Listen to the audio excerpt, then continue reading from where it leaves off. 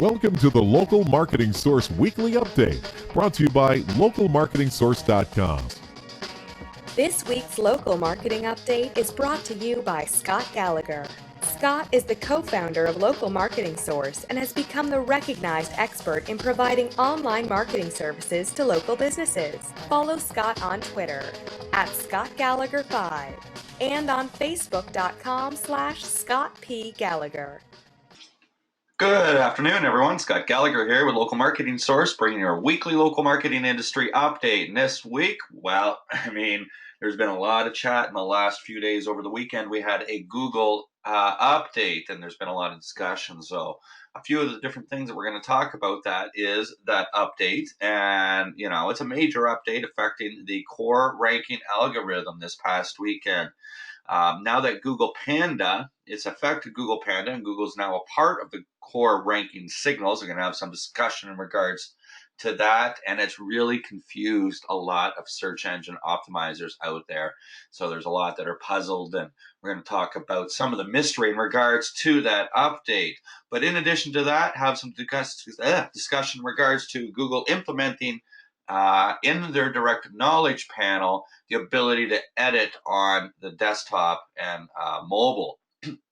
In other words, we're going to be able to make changes directly to the knowledge panel. So Google has ultimately confirmed that they're now allowing businesses to directly edit their business information via the knowledge panel and the local finder on the desktop and mobile without visiting the Google My Business dashboard. Now, that's just going to make things a little bit easier. Google has confirmed this, and it looks like it's going to last. The information's now going to flow almost essentially in real time back to the dashboard as well in your listing whenever you want to go and list it and make it show. However, a listing owner is still unable to edit things like their menu or booking links that happen to show up. All right, so this update this past weekend, Google had a major core ranking algorithmic update, and Google has pushed a core ranking algorithm update in this past weekend. Did you notice any changes with your website? Google has confirmed this, gentleman. John Mueller, pretty much standing in for Matt Cutts, his old position, and that webmasters were seeing some changes. Now, I didn't see any changes. We typically don't. If there was anything, I may have seen some increases in our client ranking, but nonetheless, I hadn't noticed any updates. Of course, the industry is all upside down. Apparently, this is one of the biggest updates that Google has rolled out. And webmasters have been waiting for the Penguin update that was essentially delayed, and it was expected to be pushed out sometime during the month of January. So there's been a lot of confusion in regards to this, and how is this Penguin a part of Panda? And oh my God, it's like a cat and mouse game. Now, the SEO industry is saying that these updates are Panda related, and it's more essentially a part of the core search algorithm. So now that they know that it's part of the core and potentially a piece of Panda, which is the Panda, as I mentioned, is now baked into the core algorithm.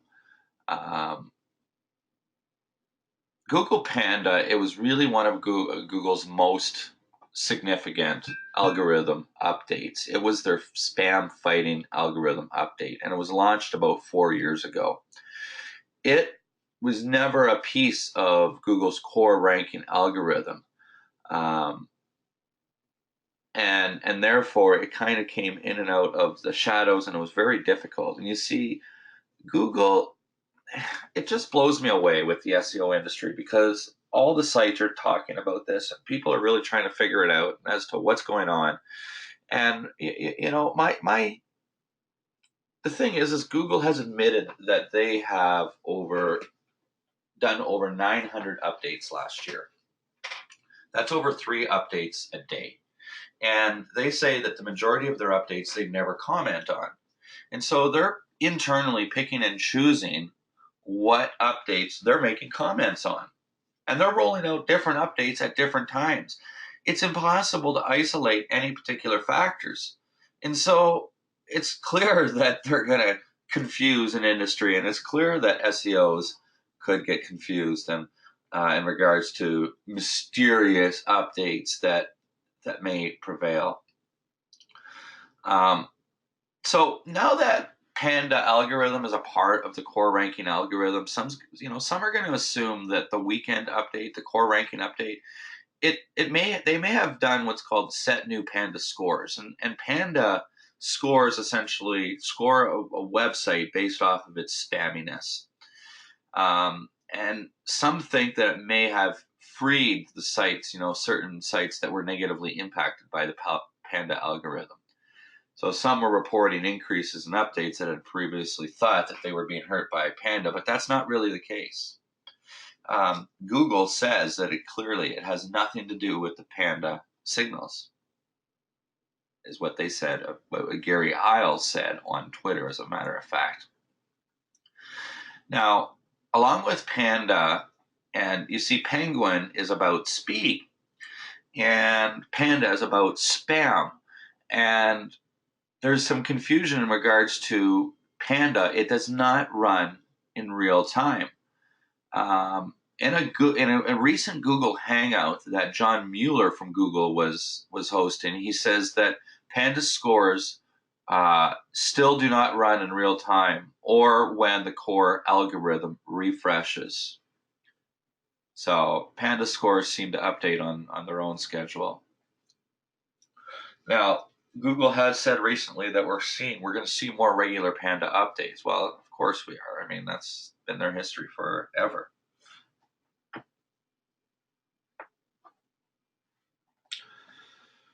Now, what does it really mean that Panda is a part of a core? And this is some big confusion that's still being quite discussed in the industry. But in regards to the Panda algorithm, does it run on its own? Are some of the questions that are being asked? Is it really a part of the core algorithm, even though that Google's saying so? So again, until you can isolate these factors, this recent update, it's just yet another update that the media, the SEO media, is overhyping. Now,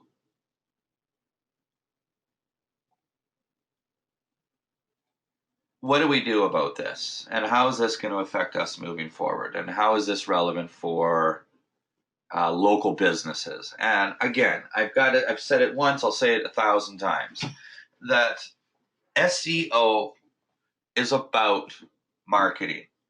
If we go and get the definition of marketing, of course, different sources have different definitions, but go and grab the definition of marketing from the American Marketing Association. And it essentially states that marketing is the process of a set of institutions that create content that's relevant for an industry, clients, prospects, and society at large. In other words, it's creating messaging for the right people and getting that messaging to them in the right channels. If you're not doing that, you're not effectively marketing. Well, search engine optimization, whether it's link building or content marketing, it's all about getting content that's going to be read by prospective customers. Of course, there's a lot of ways to manipulate search engines and whatnot.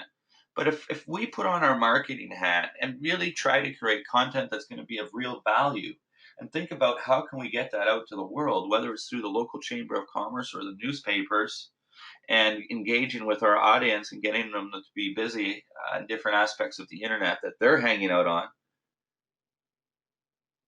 you're going to do well naturally. And if you continue to do that, you're not going to be affected by the algorithm updates, and you're not going to be concerned about those algorithmic updates and chase that algorithm like a cat and mouse game and what's the new thing and what's the new tool and what's the new trick.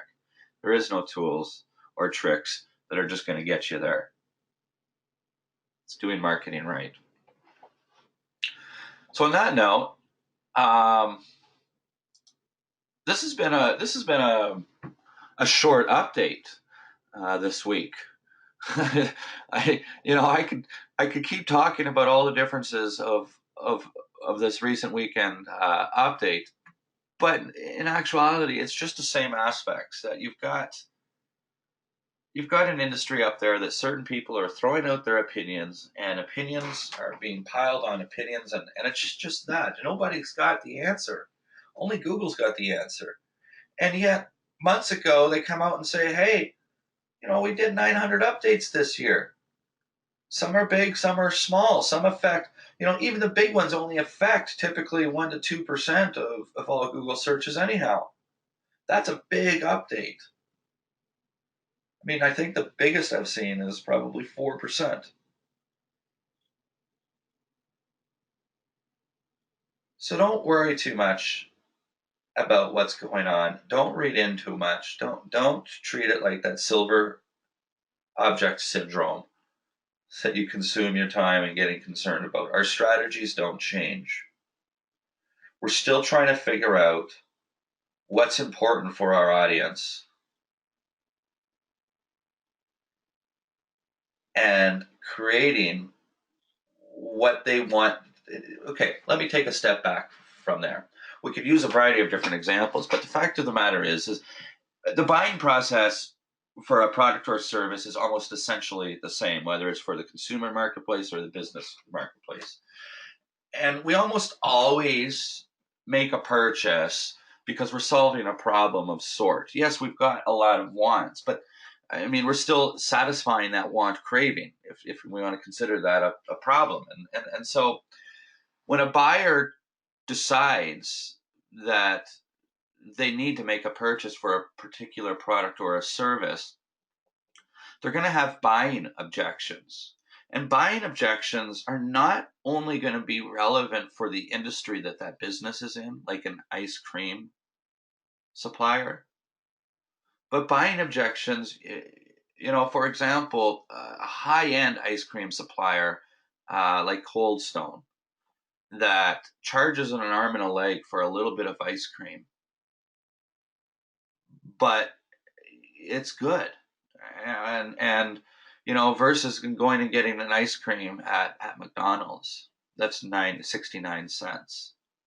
Very different ingredients. And so the marketing of both of those, you're going to have with McDonald's, you're going to be seeing 69 cents big and bold on the advertisements. They're going to be going after and playing their commercials on shows that kids are watching.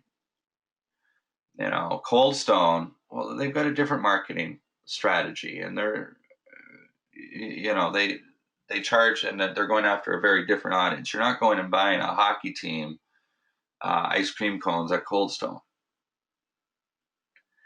So whether you're dealing with chiropractors or dentists or plumbers and electricians, and it doesn't matter. Even dentists have different markets that they tend to go after. Some dentists are there for pain management. Other dentists are there for cosmetics. I have a dental client that's positioned for sedation, and they're a sedation anesthesiologist expert. And so therefore we create content that's relevant for that. I have another dental client that's natural. And so we create content like gluten-free toothpaste. And where would gluten-free toothpaste be relevant? Well, maybe the local yoga business that's got a blog would want some content on that, because people that attend yoga places are, a little more fit and consume a little more naturally, and therefore gluten-free toothpaste may be a little more relevant for them.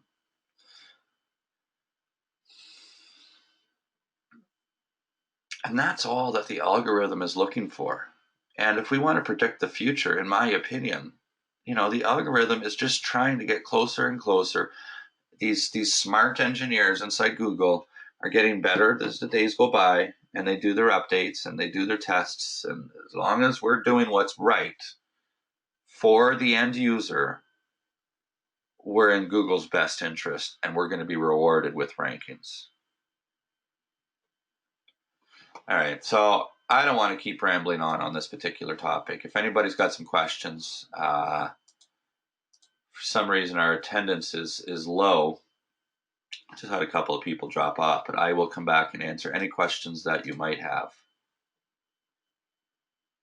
Well, thanks for watching the Local Marketing Industry Update. We've got these things coming out every single week, so if you liked with what you heard, just click the button right above me right here to subscribe to our channel. If you'd like to get a little bit more, right over here, go check out localmarketingsource.com. We've got free reports that you can grab. You can even register for a free marketing course to get in and see the portal. Or just go ahead and follow us on some of the social channels. We'll be around. Until next time.